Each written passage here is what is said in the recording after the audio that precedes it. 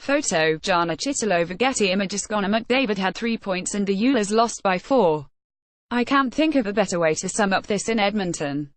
It was Fan Appreciation Night, and the Oilers showed their fans just how much they appreciate them by taking a 3-0 lead in the game's first 10 minutes before promptly allowing the Blue Jackets, still contending for a playoff spot, to score the next 7, including a hat-trick by Thomas Vanek.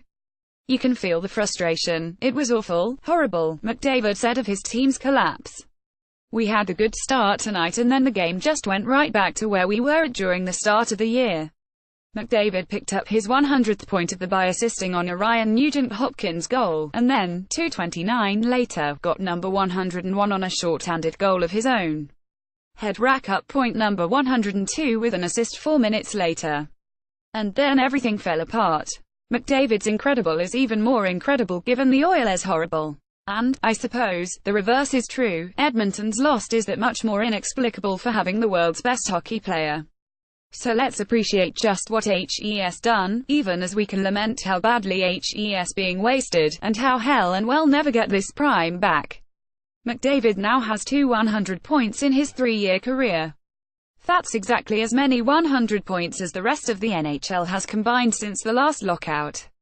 With his 40th goal, McDavid became the first Oiler to reach that mark since Peter Klimmer in 1990-91. McDavid isn't padding his numbers on the power play, either. Just 18 of his 102 points and 5 of his 40 goals have come on the man advantage.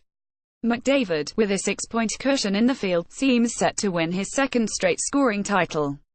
He'd be the first NHL player to win back-to-back Art Ross trophies since Jaromir Jagr did it 4 straight years beginning in 97-98. I know I sound like a broken record, but Connor McDavid is just 21 years old and is a generational marvel, and I wish someone would save him from Edmonton. Or, rather, since HES signed through 2026, I wish someone would save Edmonton from themselves. I also promise this will be the last time this year I mention him in conjunction with a Hart Trophy, because, and this is entirely separate from whether he should win it or not, HES not going to win it. This, though intended to be facetious, pretty accurately sums up what appears to be the prevailing take on McDavid's MVP candidacy. And I do get it. Even if the pedant in me thirsts to point out that there have been plenty of McDavid 3-point nights that the Oilers have won by 1 or 2. And that in a broader statistical sense, games like yesterday's do have value. But as long as the Hart goes to the most valuable player and not the best player, that's the Ted Lindsay Award, but no one cares about that. McDavid is not a realistic Hart candidate.